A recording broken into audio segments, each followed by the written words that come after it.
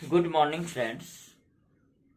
इससे पहले लेक्चर में हम लोग पढ़े थे लाइट के बारे में। हम लोग लाइट के बारे में कुछ और सीखेंगे आज। चलिए, लाइट चैप्टर था। सबसे पहले लाइट होता क्या है, प्रकाश होता क्या है। तो प्रकाश जो है, हम प्रकाश अगर नहीं रहे, लाइट अगर नहीं रहे तो हम कोई चीज को नहीं देख पाएंगे। प्रकाश एक प्रकार का एक मीडियम है, कोई चीज को हम देखने के लिए देखते हैं। तो जैसे प्रकाश में 7 कलर होता है। कौन कौन सा होता है? 7 कलर जो होता है,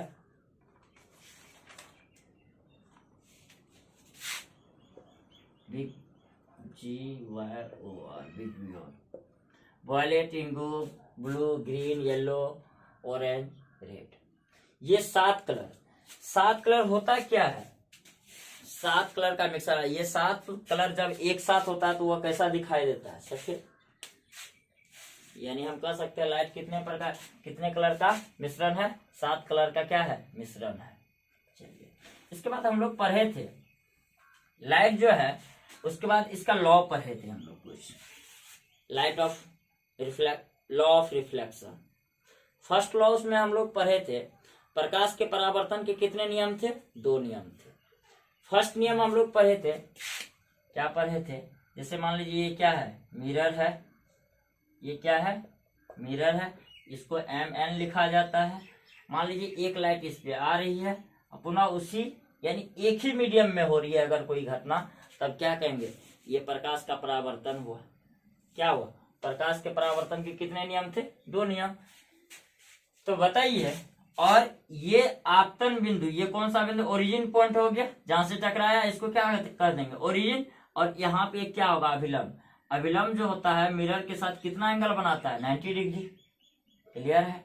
और ये कौन आई है, तो ये कौन R, यानी इसको कह देते हैं आपतन का कोण, इसको कहते हैं परावर्तन का कोण, इसको कहते हैं एंगल ऑफ इंसिडेंस, इसको कहते हैं एंगल ऑफ रिफ्लेक्शन। क्लियर है? ये कल की क्लास में ही हम लोग पढ़ लिए थे। एंगल I बराबर क्या होगा? Angle R।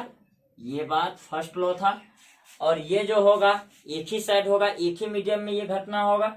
एक चीज बताइए, जब ये होगा तो प्रकाश का चाल तो चेंज नहीं होगा, लाइट का स्पीड चेंज हो सकता है? नहीं होगा। टकराने के बाद भी लाइट का भी वही स्पीड होगा। यानी जो स्पीड आपतित किरण का था वही स्पीड क्या होगा? परावर्तित किरण का। हम कह सकते हैं इंसिडेंट रे और रिफ्लेक्टेड रे दोनों का स्पीड क्या होगा? लाइट का स्पीड क्या होगा? समान होगा, सेम होगा। क्लियर है? इसके बाद दूसरा लॉ क्या था? आपतित किरण, परावर्तित किरण तथा आपतन बिंदु पर खींचा गया अभिलंब, यानी ये क्या हुआ? नॉर्मल। इसको क्या कहते हैं? अभिलंब।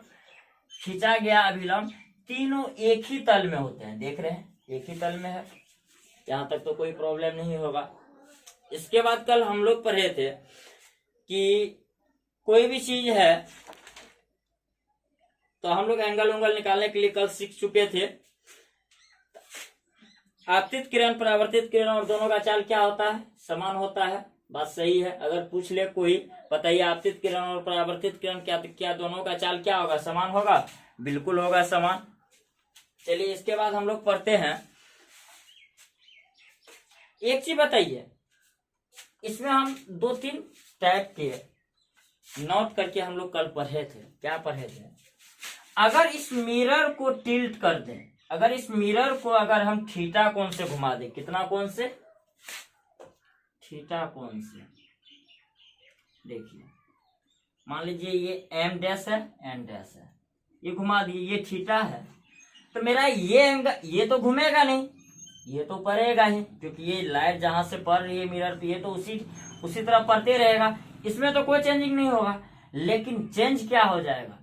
रिफ्लेक्शन। ये चेंज हो जाएगा और ये नॉर्मल शिफ्ट कर जाएगा। किधर शिफ्ट कर जाएगा? नॉर्मल इधर शिफ्ट कर जाएगा।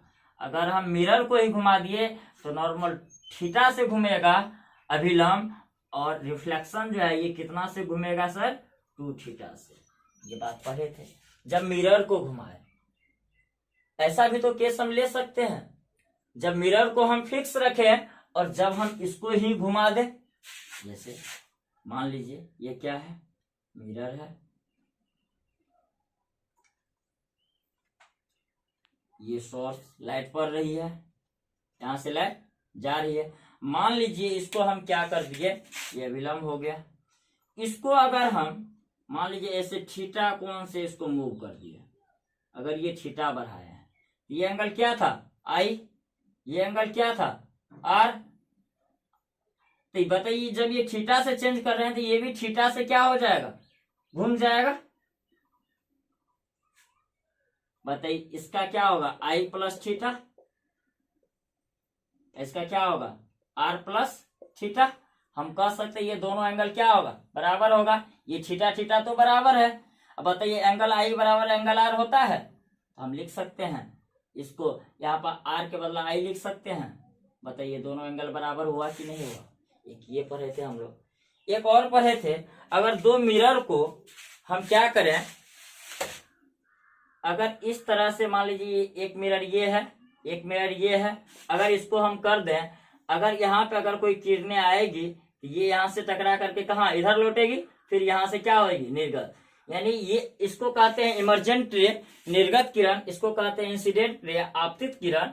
देख रहे हैं जब दो मिरर को हम 90 डिग्री से जोड़ रहे हैं, अगर किरणें हम डाल रहे हैं मिरर पे, कोई एक मिरर पे, तो फिर वह निर्गत किरणें जो होती है वह आपतित किरणें की क्या हो जाती है, समांतर हो जाती है।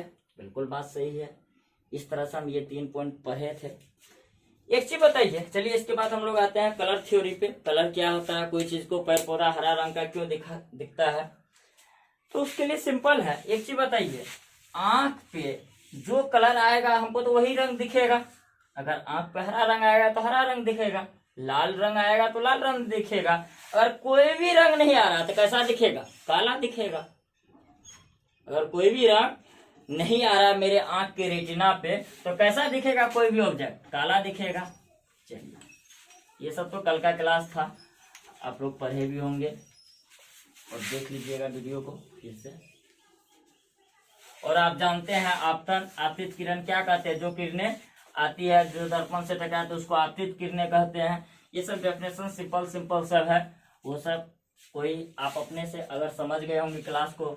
बताइए आपतन कोण अगर पूछ ले तो कह दीजिएगा आपतित किरण और अविलंब के बीच के कोण को क्या कहेंगे, आपतन का कोण कहेंगे, परावर्तित किरण और अविलंब के बीच के कोण को क्या कहेंगे, परावर्तन का कोण। चलिए इसके बाद हम लोग आएंगे कलर पे। चलिए देखिए, पेड़ पौधा हरे रंग का क्यों दिखाई देता है, क्योंकि पेड़ पौधा हरे रंग को क्या करता है, परावर्तित करता है। हम कह सकते हैं पेड़ पौधा हरे रंग का क्यों दिखाई देता है, हम कह सकते हैं इजली पेड़ पौधा हरे रंग को क्या करता है सर, रिफ्लेक्ट कर देता है। पेड़ पौधा पे सूरज का रोशनी पड़ा, कितना रंग है, 7 रंग है।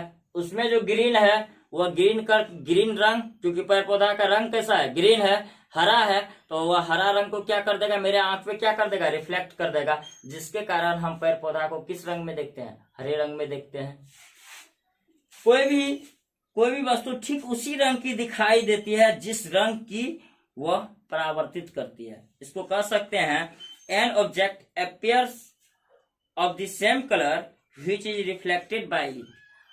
बात वही है, जो कलर को परावर्तित कर देती है हमको वह चीज उसी प्रकार का दिखता है। बात सही है। मान लीजिए ये पौधा है, मान लीजिए ये सन क्या है, लाइट है, सोर्स है लाइट का, यहाँ पे लाइट पड़ा, इसमें कितने कलर है, 7 कलर है। ये क्या किया, मान लीजिए यहाँ पर एक आदमी खड़ा है, बन तो नहीं रहा है, चलिए ऐसे ही दे दीजिए, बना दीजिए। यहाँ पे इसका आंख है, बताइए तुरंत इसके आंख से एक कलर का क्या होगा, रिफ्लेक्शन होगा। ये इंसिडेंट हुआ, रिफ्लेक्शन होगा, आंख पे पड़ेगा, ये कलर एक ही जाएगा, क्योंकि ये हरा रंग है, ट्री है, हरा रंग है, तो ये हरा रंग को क्या करेगा, भेज देगा किसके पास, जो ऑब्जर्वर जो होगा, इसके आंख पे पड़ेगा, कैसा रंग होगा, हरा। इसलिए ये ऑब्जर्वर जो है क्या कहेगा, ये पौधा जो है कैसा दिख रहा है, हरा दिख रहा है। अगर 7 रंग, 7 का 7 रंग यानी लाइट पड़ा और एक भी किरणें को वो परावर्तित नहीं किया, एक भी रंग को परावर्तित नहीं किया, रिफ्लेक्ट नहीं किया, तब वो वस्तु कैसा दिखेगा, काला दिखेगा।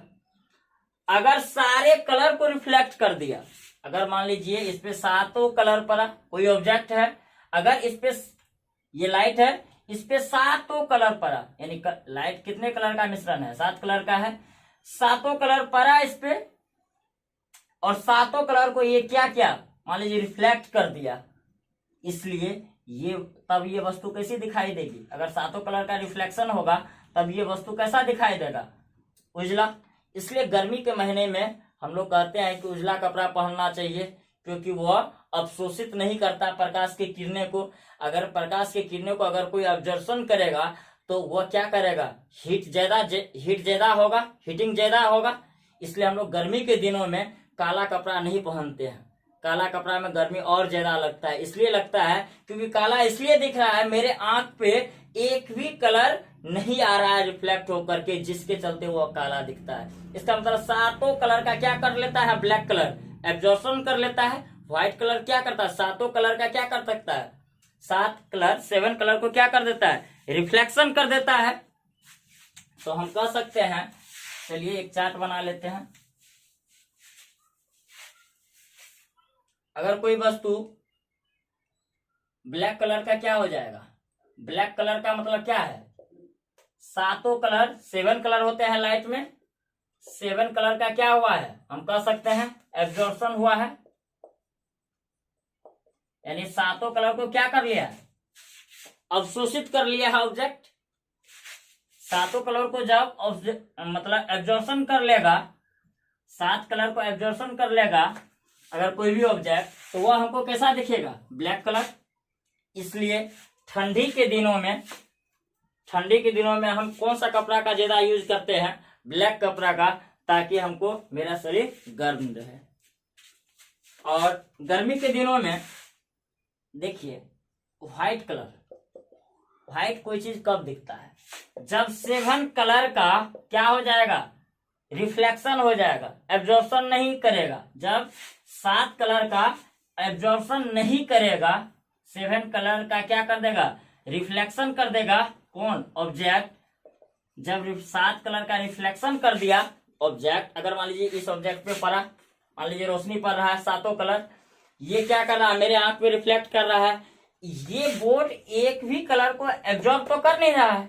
अगर एक भी कलर को अगर रिफ्लेक्ट करता, तो जो कलर रिफ्लेक्ट करता मेरे आंख पे, उस कलर का बोर्ड दिखता।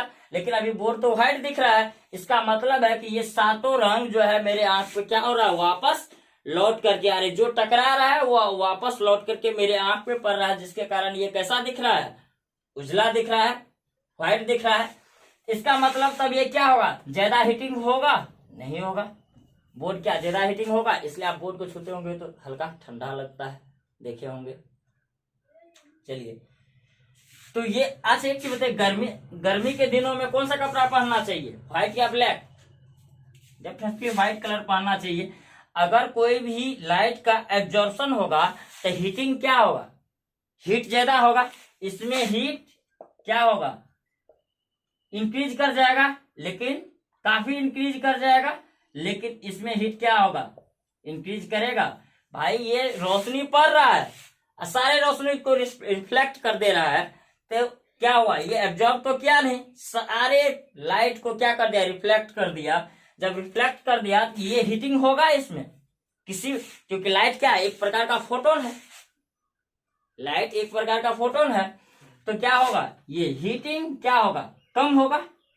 तो इसलिए हीट कम होगा, इसलिए हम लोग गर्मी के दिनों में कौन सा कपड़ा पहनते हैं, उजला कपड़ा, और ठंडी के दिनों में कौन सा कपड़ा पहनते हैं, ब्लैक, इसलिए ताकि उससे क्या हो, मेरा शरीर गर्म रहे। क्लियर है? चलिए यहां तक लिख लीजिए, देख लीजिए।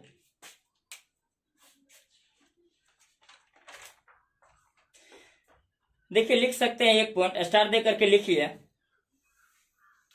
कोई वस्तु हरे रंग, लाल रंग आदि की इसलिए दिखाई देती है क्योंकि वह केवल हरे रंग, लाल रंग को क्या करता है, परावर्तित करता है। क्लियर है? बात वही है। Green colour, red colour of an object are due to due to it reflect green colour and red colour only. चलिए लिख लीजिए, नोट करके आप, ये नोट करके ही एक पॉइंट ये हो गया। ब्लैक कलर कब दिखेगा, रेड कलर कब दिखेगा। चलिए लिख लीजिए, रेड कलर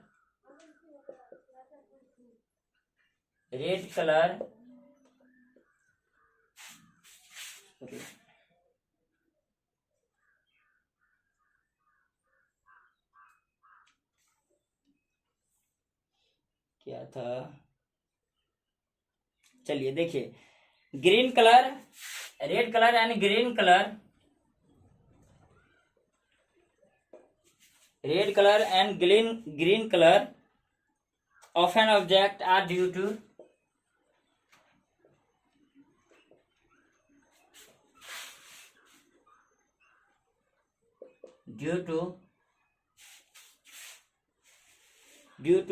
इट रिफ्लेक्ट।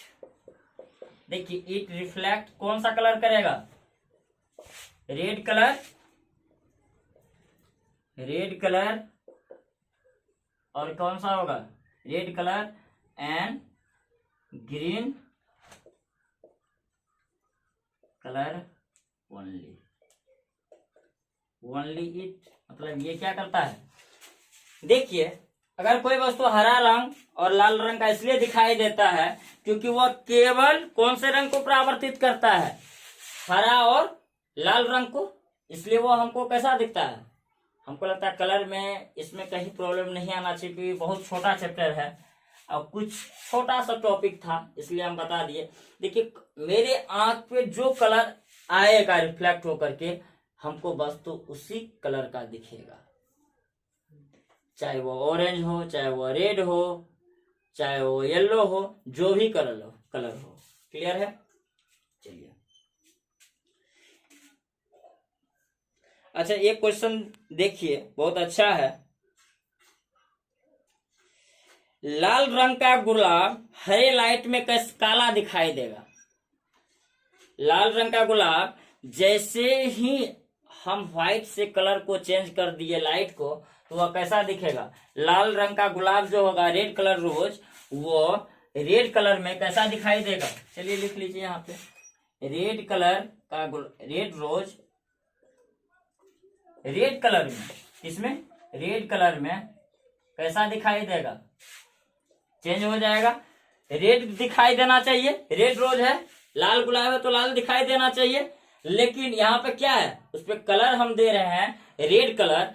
अगर हम किस कलर को कलर कोई भी कर दें तो वह कैसा दिखाई देगा, ब्लैक दिखाई देगा। अगर उसमें प्रकाश नहीं पड़ेगा, सेवन कलर अगर इस पे नहीं पड़ेगा, लाइट क्या है, 7 प्रकार का मिश्रण है, 7 रंग का क्या है, मिश्रण है। अगर वो नहीं पड़ेगा, अगर सिर्फ और सिर्फ रेड कलर अगर इस पे हम रोज पे डाले तो कैसा दिखाई देगा, ब्लैक कलर। चलिए लिखिए इसको, इसके बाद हम लोग आ जाएंगे। एक क्वेश्चन है, चलिए आप लोग लिख सकते हैं, पेड़ पौधे प्रकाश संश्लेषण किस रंग के प्रकाश में सबसे ज्यादा होता है। यानी हम कह सकते हैं पेड़ पौधे जो है, पेड़ पौधे प्रकाश संश्लेषण फोटोसिंथेसिस किस रंग के प्रकाश में सबसे ज्यादा होता है। ठीक है, देखिए, अगर इस टाइप का अगर आपको क्वेश्चन आ जाए, पेड़ पौधे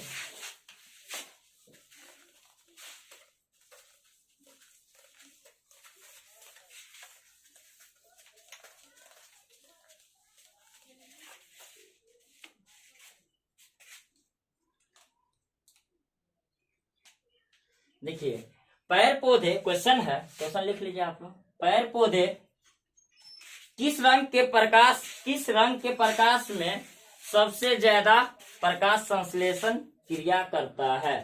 यानी फोटोसिंथेसिस प्रोसेस मैक्सिमम किस रंग में होगा, कौन से रंग में।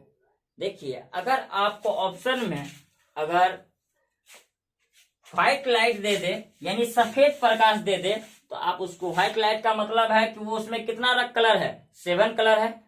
व्हाइट हमको इसलिए दिख रहा है क्योंकि इसमें 7 कलर है, इसलिए हमको कैसा रोशनी जो ये लाइटिंग जो है, ये लाइटिंग कैसा दिख रहा है, उजला दिख रहा है। तो फोटोसिंथेसिस के लिए सबसे अच्छा कौन सा होता है, अगर आपको पहला चॉइस दे दे व्हाइट कलर तो आप इसी को टिक कर दीजिए, व्हाइट लाइट, यानी इसको कह सकते हैं सफेद प्रकाश। क्लियर है? ये फर्स्ट चॉइस अगर ऑप्शन में है आप इसी को करके आइए। अब दूसरा क्या होगा, रेड और ब्लू, रेड प्लस ब्लू, यानी क्या हुआ, लाल और नीले प्रकाश में क्या होता है, पर क्या होगा इसका, अगर ये फर्स्ट चॉइस नहीं है, अगर रेड और ब्लू है तो इसको आप दूसरे चॉइस में इसको क्या कर सकते हैं, इसको कर दे रेड और ब्लू, यानी लाल और नीले प्रकाश। क्लियर है? ये सेकंड चॉइस, फर्स्ट चॉइस तो इसको रखिएगा, सेकंड चॉइस आप इसको भी दे सकते हैं आंसर में। चलिए, प्रकाश देखिए, ये तो हो गया फोटोसिंथेसिस सबसे ज्यादा किसमें होगा, सफेद लाइट में होगा। अगर ये ऑप्शन में नहीं है तो कौन सा ऑप्शन देंगे, लाल और नीला है तो ये दे देंगे ऑप्शन, सही जवाब होगा। 4 ऑप्शन दिया रहेगा जिसमें आप ये 2 अगर दिया हुआ तो आप ऐसा कर सकते हैं। पेड़ पौधे प्रकाश संश्लेषण किस रंग के प्रकाश में सबसे कम होता है। देखिए, किस रंग के प्रकाश में प्रकाश संश्लेषण जो होगा सबसे कम होगा। अब बताइए मैक्सिमम किसमें होगा प्रकाश संश्लेषण, यही इसमें सफेद लाइट में, या नहीं तो इसमें। सबसे कम किसमें होगा, सबसे ज्यादा तो इसमें पर लिए मैक्सिमम होने का। अगर पहला ऑप्शन ये है तो ठीक है, नहीं तो दूसरा ऑप्शन ये कर सकते हैं। हम कह दें पेड़ पौधे प्रकाश संश्लेषण किस रंग में सबसे कम होता है, प्रकाश संश्लेषण क्रिया किस रंग में सबसे कम होता है, यानी फोटोसिंथेसिस प्रोसेस किस कलर में सबसे कम होता है। ये देखिए ग्रीन लाइट में सबसे कम होता है, आप इसको लिख लीजिए, कौन सा लाइट होगा, ग्रीन लाइट, यानी minimum photosynthesis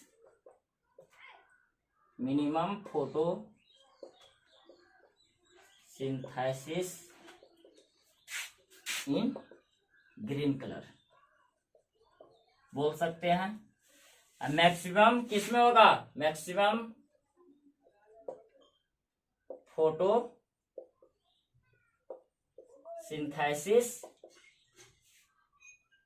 in white colour and white colour भी बोल सकते हैं, या आइदर किसमें, रेड और लाल और नीले कलर में।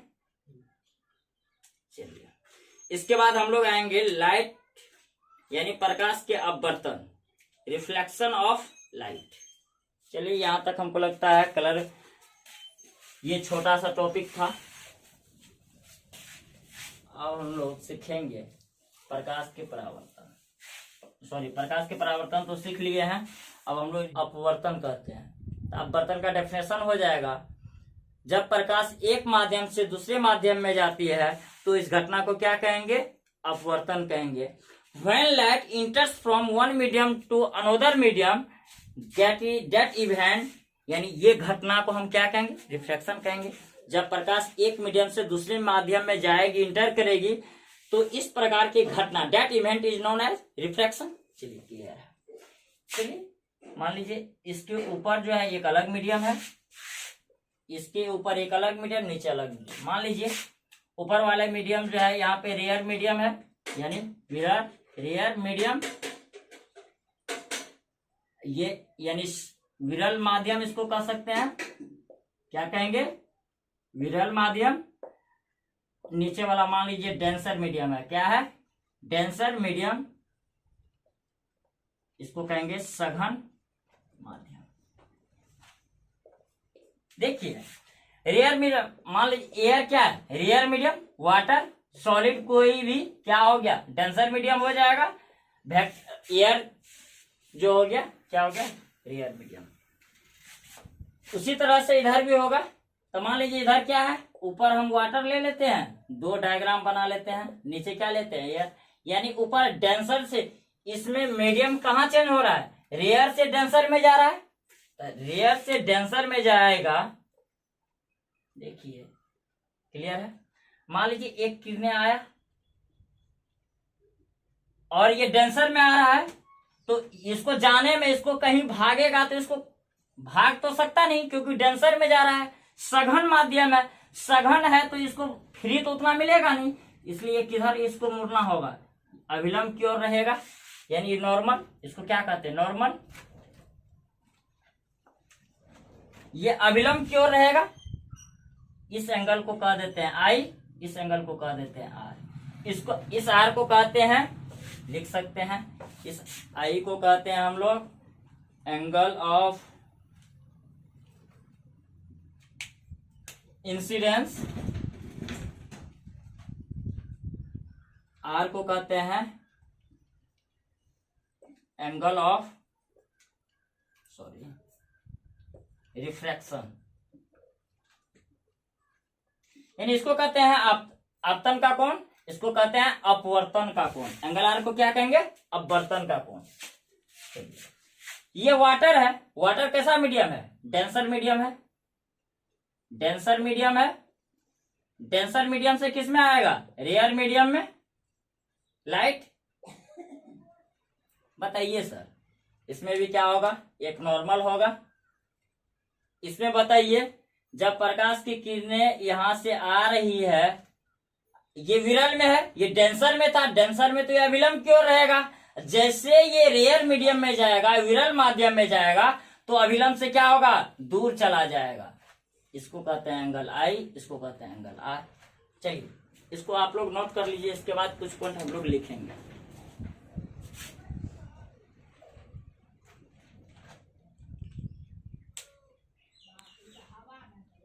देखिए जब प्रकाश अपना माध्यम बदलता है, चलिए इसके बाद लिखिए, यहां तक हो गया डायग्राम बनाया हुआ।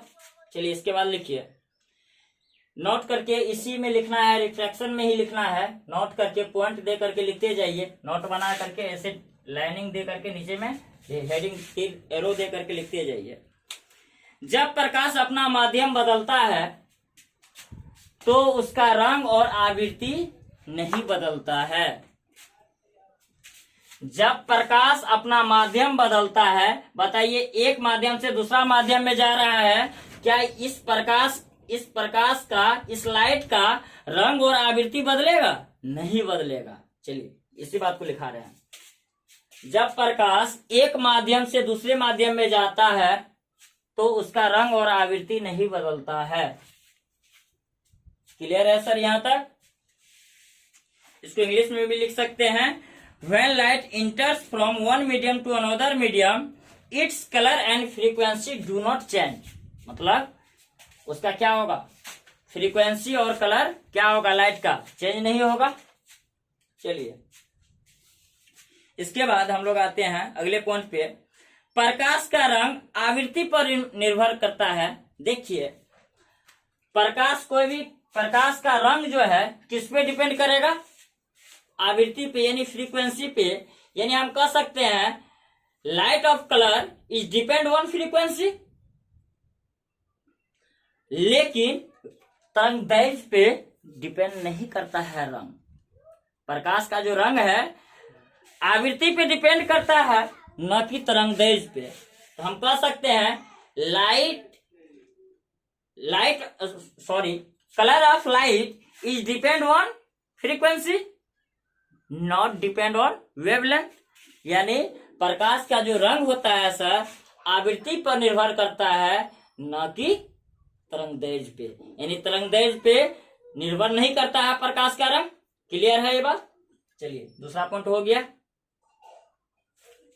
यही 2 पॉइंट इसमें सीखना था, और आप इस 2 पॉइंट को आपको तो डायग्राम ही बना दिए। रिफ्रैक्शन में क्या होता है, अगर विरल माध्यम से सघन माध्यम की ओर जाएगा आपतित किरण, तो परावर्तित किरण सघन माध्यम में किधर की ओर आ जाएगा, अभिलंब की ओर आ जाएगा। अभिलंब की ओर देखिए यहाँ पे क्या है, इधर आया तुरंत, इधर तुरंत बहुत छोटा एंगल बना करके है। जैसे सघन माध्यम से विरल माध्यम में जा रहा है, एकदम फ्री हो जा रहा है, एकदम अभिलंब से दूर हो जा रहा है। तो यही बात को हमको समझना था। चलिए जैसे अब हम लोग आगे इसके ओर आगे पढ़ने वाले हैं स्नेल लॉ। चलिए स्नेल लॉ पढ़ेंगे, फिर कुछ रिफ्रैक्टिव इंडेक्स का मान हम लोग पूछेंगे जो कि डायरेक्ट एग्जाम में पूछा जाता है। चलिए इसको मिटाते हैं, स्नेल लॉ आते हैं। इसी पे है स्नेल लॉ, ये एंगल आई जो है, एंगल आर जो है, इसी से है इसका रिलेशन स्नेल लॉ का। चलिए मिटाते हैं इसको।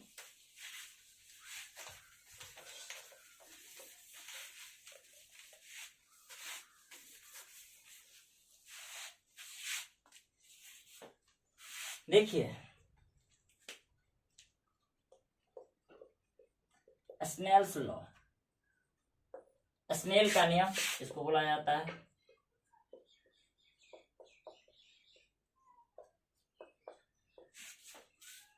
देखिए इसमें होता क्या, एन या म्यू, एन बोलो या म्यू बोलो, ये जो होता है साइन आई बटे साइन आर। क्या होता है, साइन आई बटे साइन आर। आप जानते हैं आई क्या है, एंगल ऑफ इंसिडेंस, आर क्या है, एंगल ऑफ रिफ्लेक्शन। यानी इसको कहते हैं आपतन का कोण, इसको क्या कहते हैं, अपवर्तन का कोण। अपवर्तन का मतलब मीडियम चेंज करके जो गया है वो जो कोण बनाया है विलंब के साथ, उस कोण को क्या कहेंगे, अपवर्तन का कोण। देखिए ये एन और म्यू जो है इसको क्या कर सकते हैं, रेफ्रेक्टिव इंडेक्स बोल सकते हैं। ये एन और म्यू यानी ये क्या निकाल रहे हैं हम लोग, इसको हम कह सकते हैं रेफ्रेक्टिव। देखिए रेफ्रैक्शन से ही बना है रेफ्रेक्टिव, रेफ्रेक्टिव इंडेक्स क्या बोलते हैं, अपवर्तनांक। क्या बोलते हैं हिंदी में, अपवर्तनांक।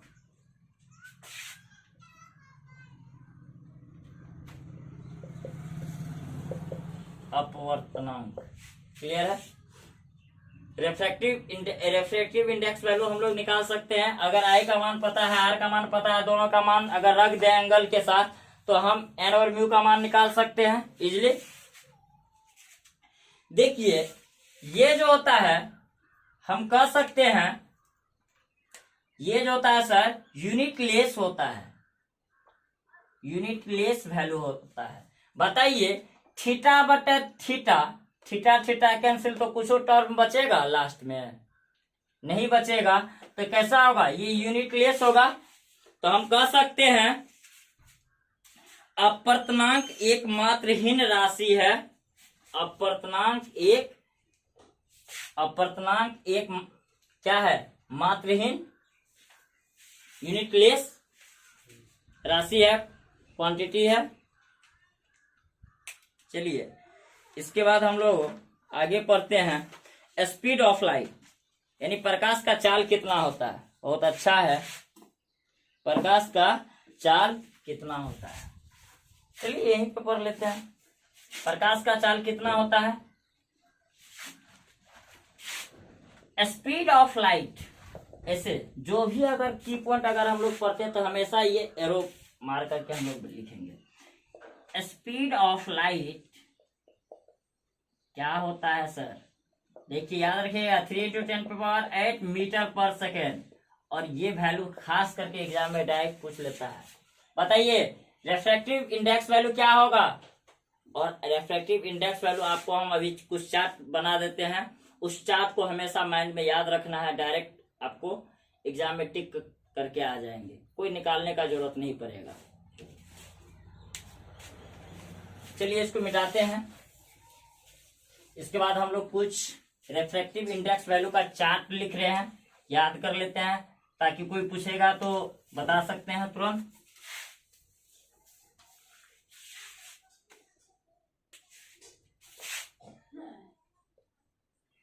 Refractive index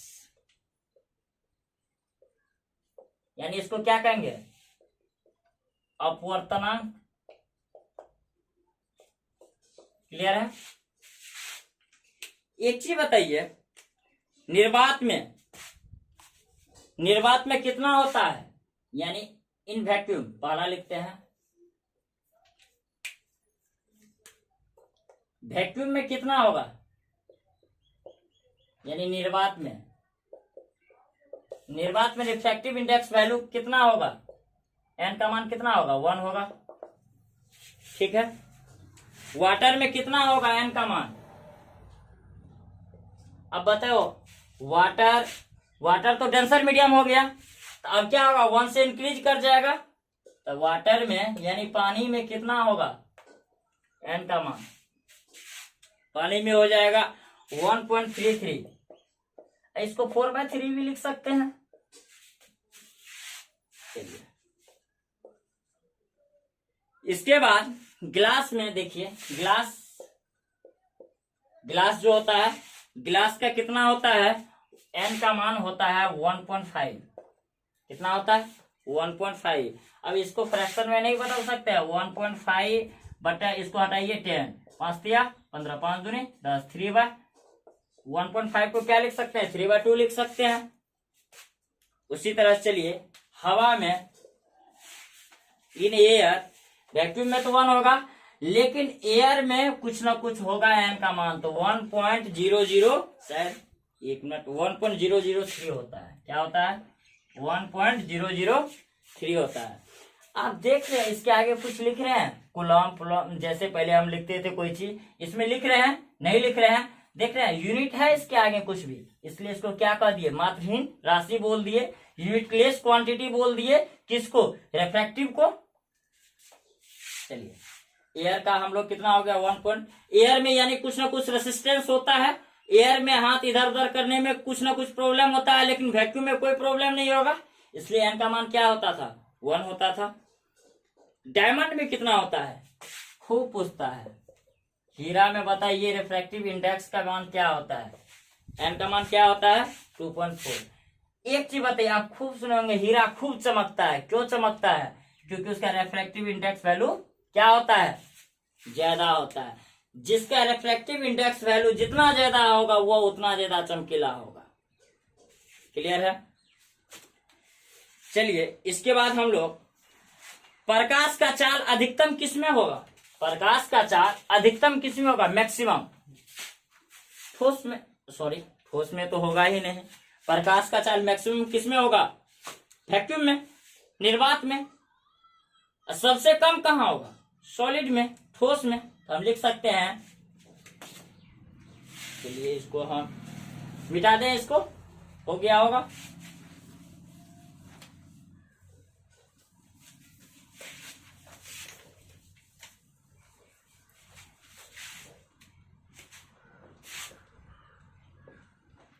maximum speed of light, maximum speed यानी प्रकाश का मैक्सिमम स्पीड किसमें होगा? किसमें होगा? वैक्यूम में, निर्वात में। मिनिमम स्पीड ऑफ लाइट किसमें होगा? सॉलिड। क्लियर है? चलिए, नहीं तो एक ऑर्डर हम लोग पढ़ लेते हैं। Speed of light, order of speed of light. देखिए, इसका ऑर्डर हम लोग थोड़ा सा पढ़ लेते हैं। सबसे ज्यादा किसमें होगा? वैक्यूम। सबसे ज्यादा निर्वात में। उसके बाद उससे कम किसमें होगा? एयर में। एयर में क्यों कम होगा? अब एक चीज बताइए, रिफ्रैक्टिव इंडेक्स वैल्यू अगर इंक्रीज कर रहा है तो लाइट का स्पीड क्या हो रहा है? घट रहा है कि नहीं घट रहा है? बताइए। वैक्यूम में क्या हो गया? सबसे ज्यादा स्पीड होगा। एयर में उससे कम, यानी ये हो गया हवा। इस एयर से कम किसमें होगा? लिक्विड में। लाइट का स्पीड, लिक्विड में क्या होगा? लाइट का स्पीड क्या हो जाएगा? कम हो जाएगा। तरल इसको बोल सकते हैं। सबसे कम किसमें होगा? सॉलिड। तो हम अभी आपको देखिए, ठोस यहाँ पे लिख लीजिए। बताइए, हम क्या बताए थे? मैक्सिमम स्पीड कहाँ होता है? वैक्यूम। देखिए, निर्वात में सबसे मैक्सिमम होता है, और सबसे कम किसमें होता है? सॉलिड में। चलिए, आज हम लोग यहीं तक रखते हैं। उसके बाद रिफ्रैक्टिव इंडेक्स वैल्यू को थोड़ा सा और समझेंगे, क्या होता है नहीं होता है। फिर इसके बाद अपीयरेंट डेप्थ है, वास्तविक गहराई कैसे निकालते हैं आप देखते हैं। गिलास में सिक्का रखा हुआ है तो सिक्का ऊपर की ओर उठा क्यों दिखाई देता है, ये सबको पढ़ेंगे। चलिए शाम में फिर हम लोग देखते हैं। आज शाम में आप आते हैं ये, नहीं तो कल मॉर्निंग में फिर से हम इसको कैरी आगे करते हैं। थैंक्स। चलिए कल मिलते हैं।